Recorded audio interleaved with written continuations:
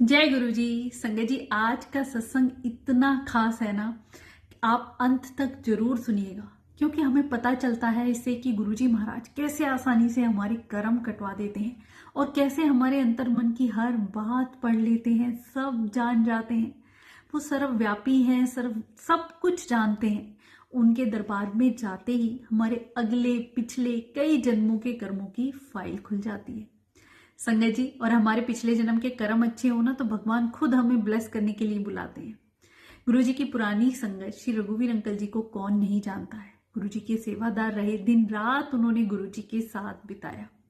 गुरु जी से जुड़ने से पहले उनकी आंखें बिल्कुल खराब हो चुकी थी। 11 साल से उनकी आंखों में इंजेक्शन लग रहे थे।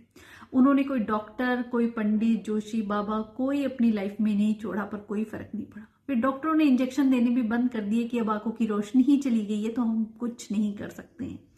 और गुरुजी का बुलावा उन्हें कई बार आया, पर वो समझ नहीं पाए।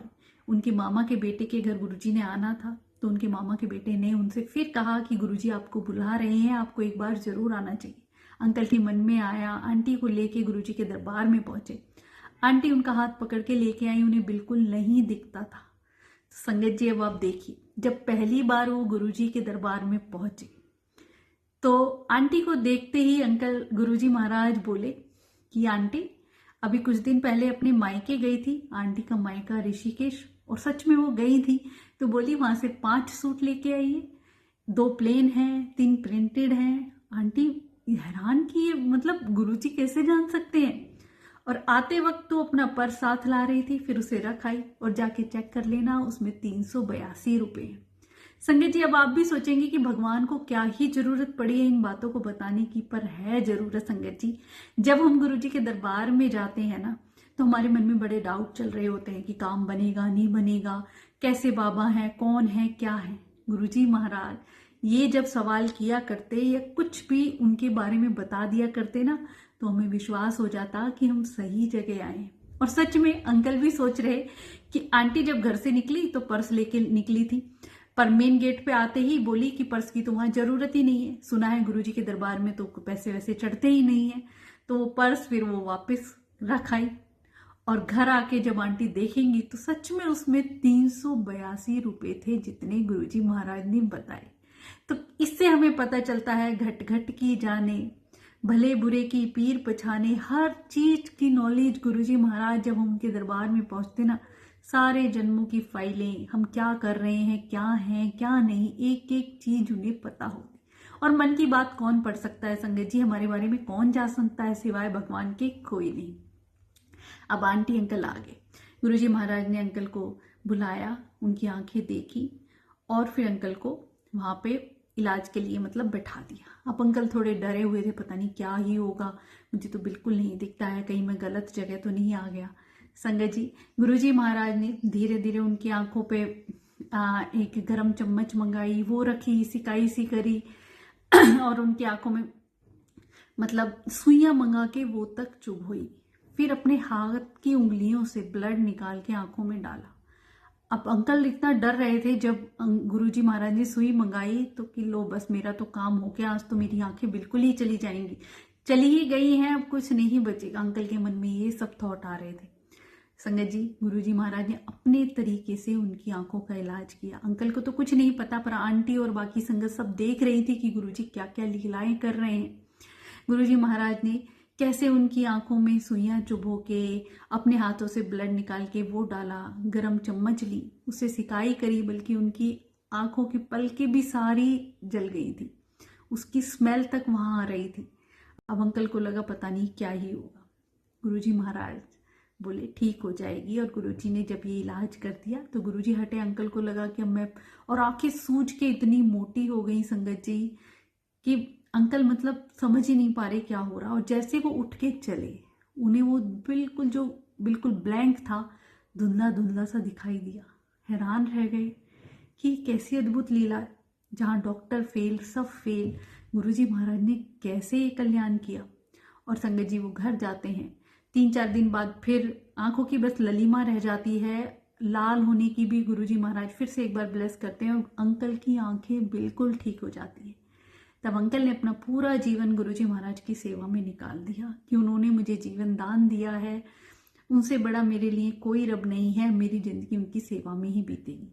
तो ऐसी अद्भुत लीला मेरे गुरुजी महाराज की। और आप देखिए ना, आंटी घर जाके चेक करती है तो पर्स में सच में 382 रुपये निकलते हैं। अब काफी दिनों बाद गुरुजी महाराज अंकल को कहते हैं, तुझे पता है मैंने तेरी आंखों में सुइयां क्यों चुभोई थी? अंकल कहते हैं, नहीं पता गुरुजी, बताइए। तेरे कर्मों में 11 साल से तू इंजेक्शन लगवा रहा था, तो कुछ इंजेक्शन रह गए थे। अगर मैं उस वक्त उन्हें ना चुभोता तो आगे चल के तुझे लगवाने पड़ते, जो मैंने उसी वक्त काट दिए। आप देखिए ना, हमारे कर्म गुरुजी महाराज कितनी आसानी से कटवा देते हैं। जब हमारे जीवन में गुरुजी से जुड़ने के बाद भी कोई कष्ट परेशानी आ रही है, तो इसका मतलब आप ये समझे संगत जी, ऐसा नहीं है कि गुरुजी सुन नहीं रहे हैं या हम तो गुरुजी से जुड़े और दुखी हो गए। नहीं, हम जब एक कदम उनकी तरफ बढ़ा रहे हैं तो वो भी तो हमारी तरफ हमसे मिलने के लिए 100 कदम बढ़ा के आ रहे हैं संगत जी। उसका भी एक प्रोसेस होता है। हमसे मिलने के लिए हमारी आत्मा क्लीन होनी जरूरी है, हमारे जो पिछले जन्म के प्रारब्ध हैं वो कटने जरूरी हैं। तो हमारी लाइफ का सब कुछ जो कर्मा है स्पीड अप कर देते हैं गुरुजी। जितने भी कर्म हैं, जितने भी दुख हैं, जितनी भी परेशानियां हैं, जल्दी जल्दी इसके कटवा दो, फिर ये मेरे से मिलेगा। तब गुरुजी की फिर ब्लेसिंग शुरू होती है। पर हम संगत जी क्या करते हैं, हम अपना पेशेंस इतने में ही खो देते हैं। उस प्रोसेस में आगे बढ़ने की बजाय हमारे तो काम बन ही नहीं रहे, हमारे साथ तो उल्टा हो रहा है, हमारे जीवन में ये दुख आ रहा है, ये परेशानी आ रही है। हमें ये नहीं पता कि वो कर्म कटवा रहे हैं। और कर्म कटवाने में गुरुजी को भी वक्त लगता है संगत जी। हमें खुद नहीं पता हम पिछले जन्म में क्या करके आए हैं। ऐसी ऐसी ऐतिहासिक घटनाएं हैं संगत जी कि जो ऋषि मुनि इतनी जप तप करते और अचानक से उनके जीवन में, एक ऋषि थे बहुत ही माने हुए, वो हमेशा तपस्या में लीन रहते। अब कुछ दिन पहले कोई चोर आए चोरी चुरा के, और उन्होंने सोचा कि हम आधा माल यहाँ पे रख देते हैं, इस ऋषि मुनि को दान कर देते हैं, उसके सामने रख के वो वहां से चले जाते हैं।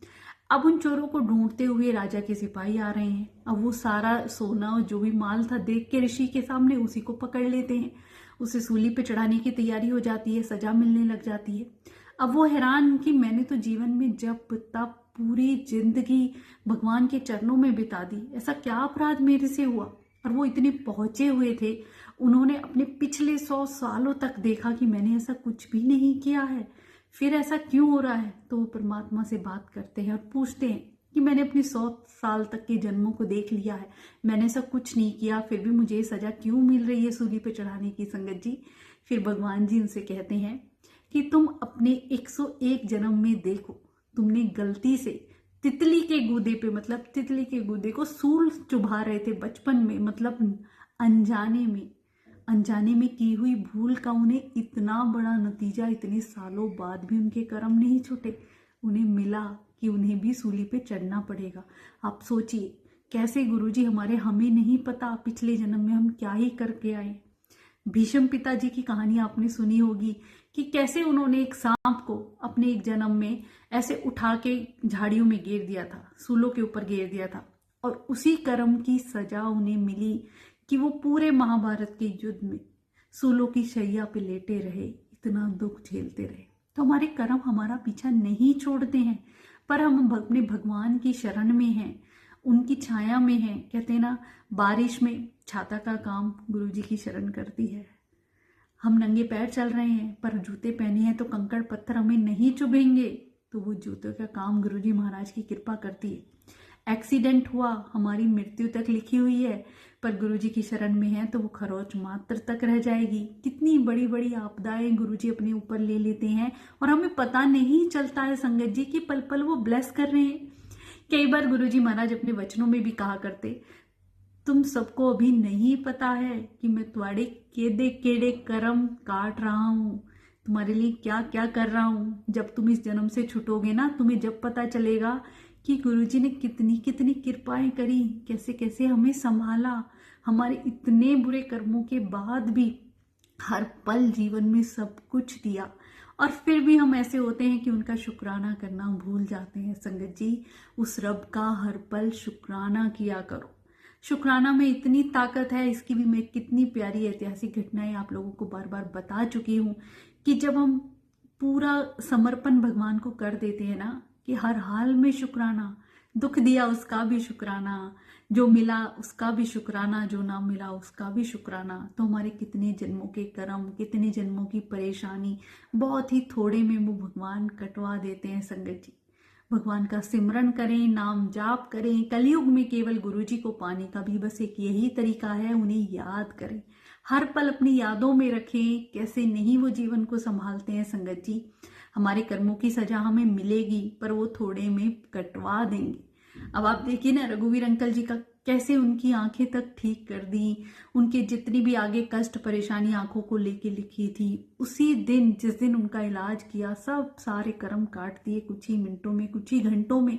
ना जाने कितने जन्मों तक या कितने सालों तक वो कष्ट भोगने पड़ते। तो उस प्रभु को उन्होंने पिछले जन्म में कुछ ऐसे कर्म किए होंगे ना, कि भगवान ने खुद उन्हें ब्लेस करने के लिए बुलाया। तो हमें पिछले जन्म का तो नहीं पता संगत जी, इस जन्म में तो इन ज्ञान हो गया है ना, कि बिना जप तप सिमरन के कुछ नहीं मिलता है।